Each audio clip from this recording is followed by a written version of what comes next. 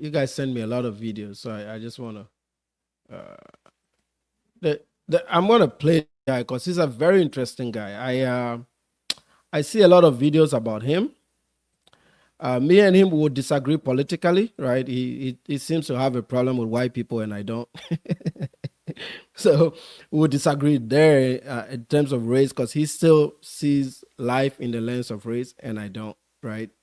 And he also leans more towards the Democrats, and I don't. I think the Democrats have single-handedly destroyed all black people, and we can have a debate about that, right? So that's why I disagree with him. And he's a Pan-African in the sense of the new Pan-Africanism, which I also disagree. But apart from that, I have a lot of respect for this brother, like how he conducts his content. I'll bring it up here shortly. I have a lot of respect for how he runs his content, what he tries to do. He tries to really bridge the gap between the blacks, So I want to give him that respect. Man, this one will go to Passportbros territory, and I apologize. I don't really want to talk about those guys, but I just want to give. Where is this? This is the video. Yeah. So this guy's his channel is Afro Think Tank Futurism. Okay, I think he's a good guy. I really do. Like I said, I disagree with him on the politics and on his views about race and white people, but I agree with some of his talking points. So I just want to play a little clip. 1 year later, remaking this video, and I didn't think I was gonna have to do this, but after spending 1 year, man, I don't like hearing from this fool at all, man. This is like this is one of the guys I never I never want to hear from, man. Like, I hate listening to dummies, man. It eats my soul up. But let's go. Let's see what it's talking about. Here in Kenya, after I noticed the way how the audience seems to tune out the most, this is the second time this has happened when I'm in Africa, is that I realized that Black American men, because that's the majority of my audience, do not like African women. I don't give a damn how many. No, they don't like African people, period. Just be honest about it. That's why your content is struggling over there. And that is because of all the divisions and the lies that have been told about us. If they were actually told the truth about us, they would even have no reason to hate us at all. A lot of people mind their own business. Countries I go to, I don't care what I do. The slightest light-skinned Latina, Eritrean, as long as she's not brown or dark-skinned, these motherfuckers will worship her. And I made a video about this last year about self-hatred amongst the black community and wanting to be accepted. And that's the reason why we favor Asia and Latin America. And even you guys would even go get 30 of your teeth knocked out by the neo-Nazis in Eastern Europe before you come somewhere where people are actually gonna welcome you at home. So I'm saying that to say that I have to travel again. And we could say, oh, it's because, the content is redundant. You've been talking about Kenya too much. I be reading y'all comments. Y'all don't like Africa. Y'all say Africa has slow internet. They have 100 up and 100 down here. Some internet better than when I lived in Dallas, Texas, and it's cheaper. There's a lot of stuff to love about being in Africa, but you know what? I'm gonna give you Black American men what y'all want. And I will go back to Latin America for a short period of time. I won't be there to live. I'm gonna go there to just show you guys, and I want you guys to look at the difference in the comments and the views and the critiques of Latin America versus Africa. If you're a Black American man, you hate yourself and you hate African women, make sure you give this video a like. If you like yourself and you like African women, do not give this video a like. I wanna see how many likes this video get. Probably get a fucking million. I'm Austin Holloman. Let me know what you guys think in the comments. We're getting back on the road. What's going on, everybody? This is Afro Think Tank, and I was watching Austin Holloman because he had a video that said African American men don't like Africans, and he made a video and he was saying basically that Austin Holloman is one of the most famous passport bros.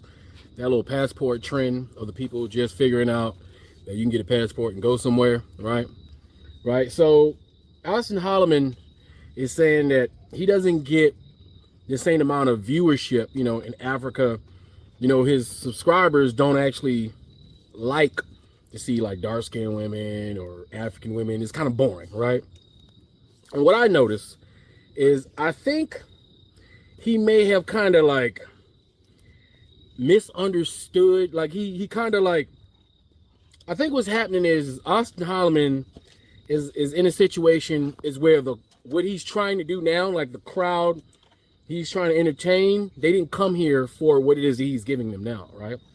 You see, when Austin Holloman first started, he was entertaining people who like to see black guys go to other countries and have sex with women, prostitutes, all right? Because passport bros are men who figured out that they can get on a plane and go have sex with prostitutes real cheap, because these men have hard times getting in relationships in America, right? They're black men who have a hard time relating to black women in America. Some of them are very socially awkward, All of them are. Like All Austin of Holloman is very socially awkward, All of right? them And are. because he's socially awkward, he doesn't have the best time, when it comes to African American women, right? So what they do is they go to countries like Brazil, countries like Dominican Republic, like Thailand. They go to these Asian countries where you don't need to have charisma. You just got to have money, and you can pay for prostitutes to give you the girlfriend experience. That's what it is. Military has been doing this shit for thousands of years, okay? I know all about these places that these passport bros go to, because these are the places that military people go to. And the reason why the passports probably even exist in the first place is that their military buddies have told them, hey man, if you go to Thailand, you can get a woman, pay $25, you can have her for the whole night, because American dollars go far in Thailand, right? Or you can go to Brazil and you can get an exotic Brazilian woman for the whole night for this amount. Or you can go to Colombia and get the girl. It's called the girlfriend experience. So in these countries like the Dominican Republic, Colombia, Thailand, all the countries the passport bros go to, there's a sex industry there where women wait for men to come from America with their money, and what they do is they sucker them and they take their money and they give them the girlfriend experience. Meaning, unlike prostitution in America, where you get 15 minutes, okay, and you coming out of your pocket. And 15 minutes means you get one, okay, that's all you get. And you don't even get the whole 15 minutes. If you come within 30 seconds, guess what? That was it. That was your 15 minutes. You don't even get the whole 15 minutes, right? You don't get false affection. You don't get them cooking your meal, nothing. You just get in there, do what you gotta do, and go. Now, And I like this guy is so articulate. It's just so I just need to sit down one day and just study him and just learn a thing or two from him. He's just like, I like how and this is not scripted. This guy doesn't script his videos. He just gets it off his chest. Again, there's a lot of stuff that I disagree with him on, mostly politically and just how I view race. We differ there. But and also we differ on his views on Pan-Africanism. I have a different definition of Pan-Africanism than he does. But I don't hate his definition of Pan-Africanism. I only hate his definition when it encourages people to move to Africa. I don't want nobody to move over there, because your doctors and your nurses are not the ones that are moving. Those are the ones that would want to move there, but those are not moving. It's the degens are the ones that have decided to embark on these trips. So I don't think they should promote Africa in that light. They should promote Pan-Africanism to mean bridge gaps with Africans in the diaspora and visit when you have some vacation time. That's it. If you want the girlfriend experience in America, you have to pay thousands upon thousands of dollars for a high-class prostitute. They call them working girls or professionals. Escorts. They have, there's levels to prostitution, right? You got your streetwalkers, you got your, the strip club chicks, you got your, your back page and your freaking Craigslist females. Then you got your creme de la creme, right? They deal with the politicians and the big men with money, and the escort services where you're coming out of thousands upon thousands of dollars to get that girlfriend experience. But most passport bros, they don't got that kind of money, right? And they're not trying to spend that kind of money, right? So, but if they go overseas, they can, because their American dollars is leverage, they can get that same experience in another country, right? In Brazil, and here's the funny thing. People look at Brazil as it's one of the most exotic places. Even though Brazilians are a combination of what? Native Americans, black people, and white colonizers. What's the combination in America? Native Americans, Africans, and white colonizers. So the makeup of the African American woman and the genetic makeup of the African American woman and the genetic makeup of the Brazilian and the Colombian and the Dominican are the same thing. Native American, black, and European. It's the same combo. What brings the exoticness to it is the language. Oh, Portuguese sounds sexy to someone not used to Portuguese.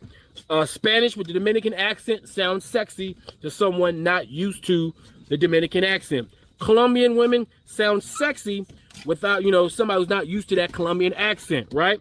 So when we're talking about South American and Central American, those places like that, to an African American, they ain't never been nowhere and would call themselves a passport bro. You see, I'm a passport professional. I'm on my 4th passport. You understand? I'm on my 4th passport. I'm a professional. I would never call myself a passport bro. But that became a trend because these guys figured out they can travel and pay for prostitutes, right? But they pretend like they're going to these countries like they got some sort of game. They don't have game. And the thing is, when you go to these countries like Brazil and Colombia, the women make you feel good because they're playing them, right? So a man can go to Brazil and feel like he's the man, feels like he's charismatic, feel like he's balling, feel like he's accepted, feel like he's loved by these Latino women. Therefore, they like those women because those women make them feel good, even though from the woman's perspective, every American with their money is nothing but a mark, a sucker, and you're just one of many, okay? Thailand is the king of passport. White men have been going to Thailand to do all manners of debauchery, including the underage kind, all right, for decades, okay? Men traveling for sex is very old. Even white women do it, all right? Black women do it too. Black women and white women go to... Yeah, this is one thing they were talking about BMT, talking about, oh, we started the Passport Bro movement. It's like, man, have you heard of mail order brides? When white folks started traveling to Thailand, the destinations you've picked out now had been picked out by white folk, old white men, a long time ago. You guys haven't discovered anything new, okay? This is what they do. They copy shit and they want to take it as theirs. That I didn't want to make this a Passport Bro video. But anyway, you get the point. Like, even this guy knows. It's like, you guys are not doing anything new, right? It's just, it's a lame fest. And now they are panicking, okay? This guy, that's why I didn't want to make videos about them. Because what are you doing just talking about them? When you're just talking about them, you're not, you're fueling just internet wars, right? You're not really addressing anything. Like, yeah, you make them feel bad about certain things from time to time, but now some countries are taking action, okay? Colombia, I told you in the last video, I watch Colombian news every morning. I live there. I've never had an Afro-Colombian ask me why I live in Colombia and I should go home and develop my country. All the 10 years that I've been in and out of Colombia. I mean, since 2020 is when I've spent more time in America for the most part. But all the time that I've been in Colombia, I've never had an Afro-Colombian tell me, and I live amongst their communities, I've never had an Afro-Colombian tell me, why am I in their country? It is only these guys that would tell you that, these FBA people.